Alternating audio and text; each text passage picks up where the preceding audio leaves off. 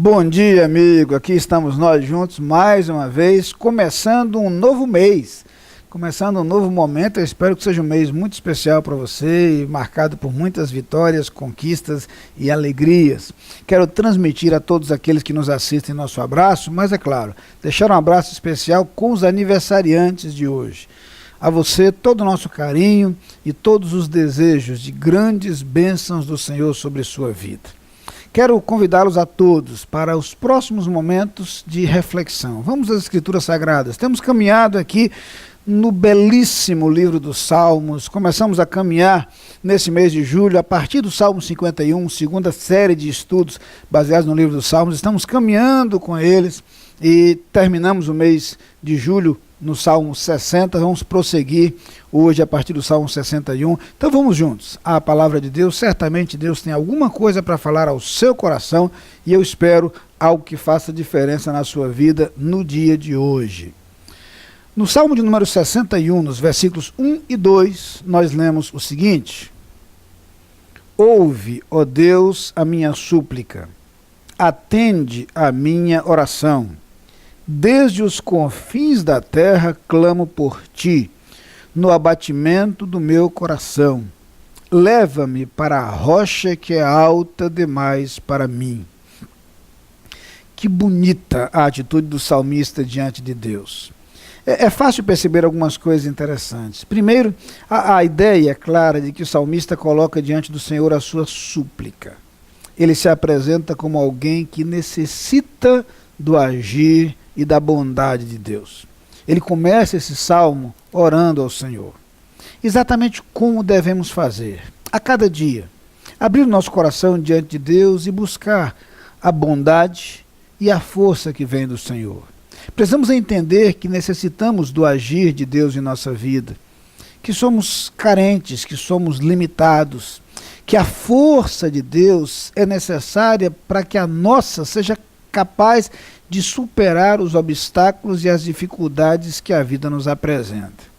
Mas depois de expressar no versículo 1 sua disposição e sua atitude para buscar ao Senhor, para confiar nele, para recorrer a ele, para colocar a sua súplica diante de Deus, no versículo seguinte, ele usa uma imagem muito interessante.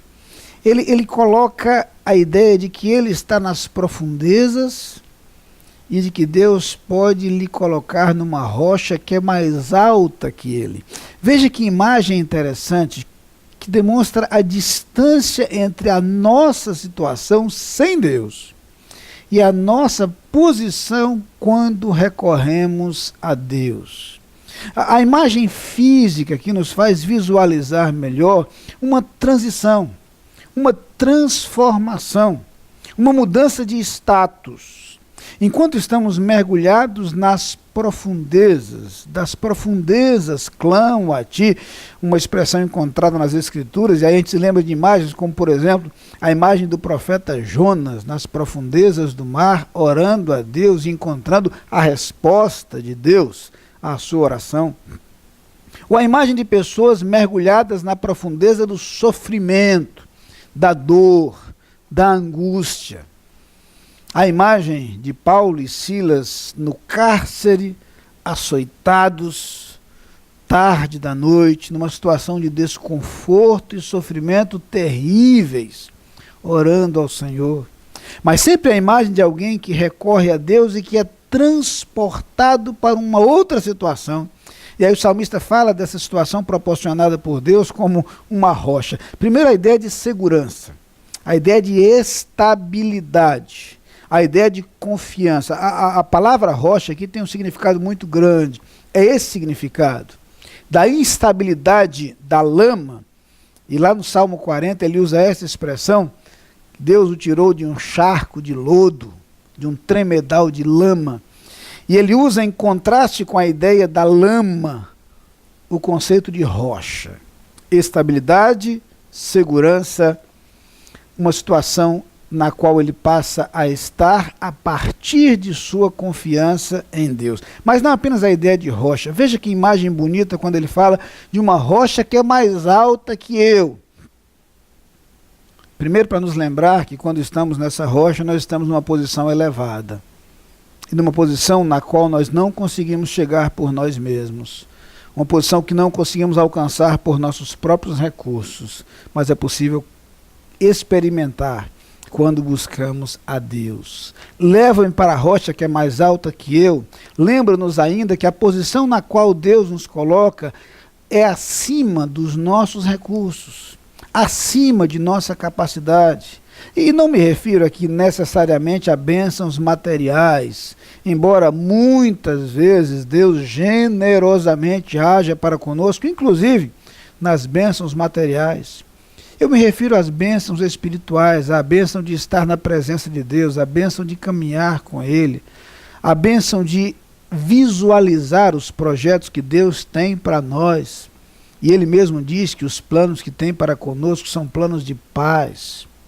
Experimentar a vontade de Deus, que é infinitamente superior à nossa própria vontade, e esta mesma imagem de distância aparece em Isaías 55, quando Deus diz que os seus pensamentos não são os nossos pensamentos, que os seus caminhos não são os nossos caminhos. No versículo 9 ele diz especificamente que assim como os céus são mais altos do que a terra, assim são os seus caminhos mais altos que os nossos caminhos e os seus pensamentos mais altos que os nossos pensamentos. O que eu quero lhe propor na manhã de hoje é que você se coloque diante de Deus nesse instante. Primeiro, para suplicar a bondade de Deus, para reconhecer que precisa de Deus, e depois para permitir que Deus o tire do lugar onde você está e o coloque sobre uma rocha. A segurança de estar dentro da vontade de Deus, a estabilidade de se sentir amparado e dirigido por Deus, rocha de salvação, onde os projetos sublimes e grandiosos de Deus poderão ser conhecidos e poderão ser experimentados. Basta que você, à semelhança do que fez o salmista, se coloque diante de Deus e abra o seu coração. Apresente sua súplica, compartilhe suas necessidades e peça ao Senhor que o leve para a rocha que é mais alta que você, onde na presença de Deus você se sentirá seguro, e se sentirá forte o suficiente para que as dificuldades da vida sejam vencidas, com o poder e a graça de Deus. Amém. Vamos orar. Pai querido, somos pequenos, somos falhos, somos frágeis, somos limitados. Algumas vezes a circunstância vivida por nós lembram as profundezas. Algumas vezes as circunstâncias vividas por nós lembram-nos a instabilidade da lama. Mas nós queremos, confiados nas tuas promessas, experimentar a rocha que é mais alta que nós. A rocha da tua segurança, da confiança em ti. A rocha da salvação. Concede-nos isto, no nome de Jesus. Amém. Você é nosso convidado a participar das atividades da Igreja Batista da Capunga. No domingo, Escola Bíblica Dominical, às 9 e 18 horas. Culto, às 10 e 19 horas. Transmitidos ao vivo pela internet e pela Rádio Evangélica 100.7. Culto infantil e atividades para crianças de todas as idades. Todas as programações com interpretação para surdos. Igreja Batista da Capunga, Rua João Fernandes Vieira, 769, Parque Amorim, ao lado do Colégio Americano Batista. Fone 3092-6578. Visite o nosso site www.capunga.org.br.